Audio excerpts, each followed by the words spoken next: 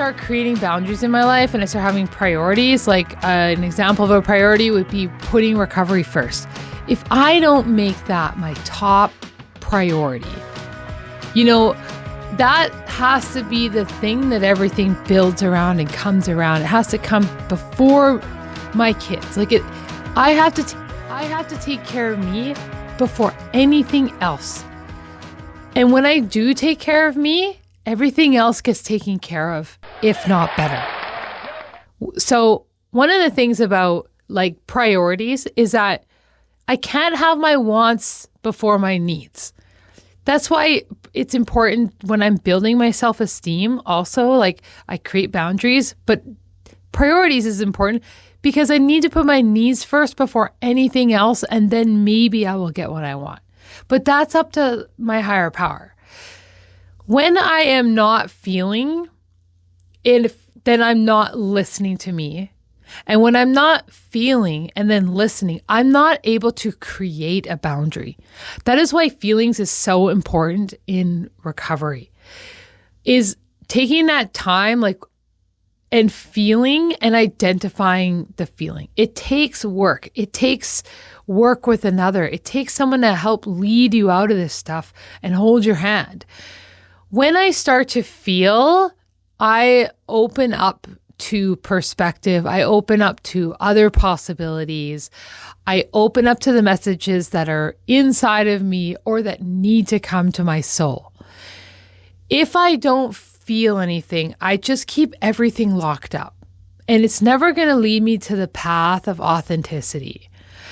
When I start to feel, I start to, this is the thing that happens with feelings, is a trigger will happen, a reaction. I react. Something got to me, right? And my feelings are all in a ball. So what happens is when I'm really working my recovery is that I look in and identify my feeling. And when I honor that and take that pause and have that time, I can create a solution, and a solution is a boundary. And because I've gone past some kind of limit for myself. It's a requirement that I take action for me. And that's a sign of self-love. That means I'm doing something about this because I matter. When I'm in some of my coping mechanisms, I might compromise my values. And my values, if I'm compromising, if I have low self-esteem, I'm going to compromise my recovery. I'm going to because that's a value of mine. I'm going to compromise my needs. And when I start compromising that stuff, I basically put a hole in the ship. And that's self-defeating. That only hurts me. So when I start to understand that my triggers are not people attacking me, that my triggers are a wound inside of me that I need to heal and address, because it means I'm over a limit and I have to take care of this, that this is important to my soul. My soul depends upon it. When I start acting in self-love like that, and I start listening, I start building a unique relationship with myself that I've never had before, especially if I have come from addiction. I've come from addiction and alcoholism or drug using, and I've come from a place of not feeling. And recovery is huge on feeling. And when I start doing repetition in those areas, little steps along the way, and I stay consistent with it, I started unraveling secrets and things that were buried down deep a long time ago. And I need to get that up and out. I need to get to the root of it. I can, learning what my needs and wants are, and learning that priorities and boundaries are very important, and that my feelings help me get to those places. When I start, putting things in order, what am I feeling? And then I must need something, and then identifying what that feeling is, and identifying what that need is. And then I set up a boundary, and then I follow through with that. I start actually building a system that works inside myself to help keep myself safe and happy and free.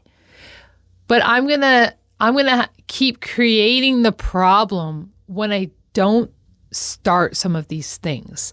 And then I'm going to keep putting fires out until I'm just too exhausted that, I might as well come and start figuring this stuff out.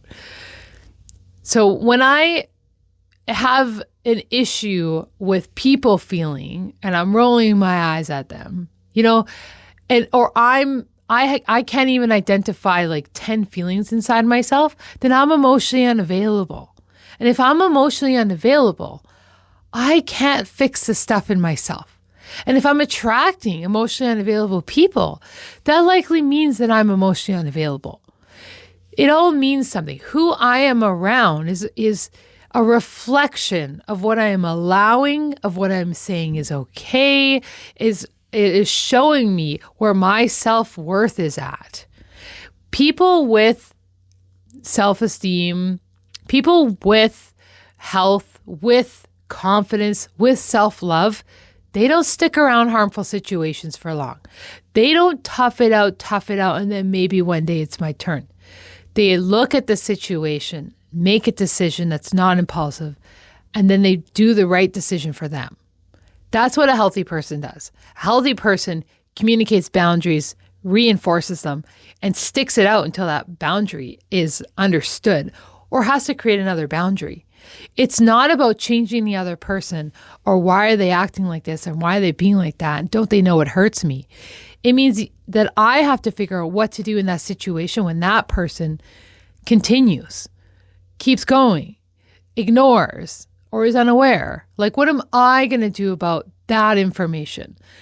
That information is important to me to do something about it for me, but not about them. I don't do anything about them. I just take care of me. When I'm outward focused, I'm wasting my energy and exhausting myself on stuff that I cannot control. Early recovery is really important to have lots of repetition to help build my self-esteem. Early recovery is really important to start feeling as much as possible and maybe get a feelings wheel and just identifying feelings often. When I start turning on those little engines inside of me, which are always there, they've just never been used, I light things up. And when I light that up, it makes it possible that one day I could be my authentic self and attract authentic people that actually like the version of me that I want to be. Because I have not been feeling and I have not been choosing a path that's best for me and for me my entire life if I've just been numbed out and choosing what everybody else wants to do instead of what I want to do. And putting yourself first is really difficult. It takes these little, it takes all these little uncomfortable steps to get there.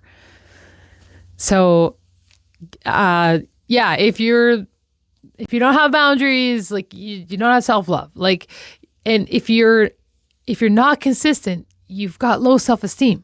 And if you're not feeling, then you're not even able to get to the boundary part. I need to unlock certain things to get to certain places and do that work. But just sitting in a room, just, talking to someone about the angry thing that I went through today, there's more to it. I have to stop my negative thoughts. I have to say something different in my head when I'm feeling shame. I have to look at everything honestly and then respond to it appropriately. I have to put myself first and put my recovery first and not always be bending around my relationship and my work and my kids. If I want to exercise or I have needs, I need to put that first. That has to become a priority. And likely life will work out for you if you start doing that. But it's just that people are so scared to start. And it feels like you're going in the wrong direction when you start. But once you start and you get it and you see those results, you don't go back because you're going to like who you are. You're going to like being authentic. And that's just one of my most favorite gifts right now. So hang in there, guys. Okay, love you. Bye.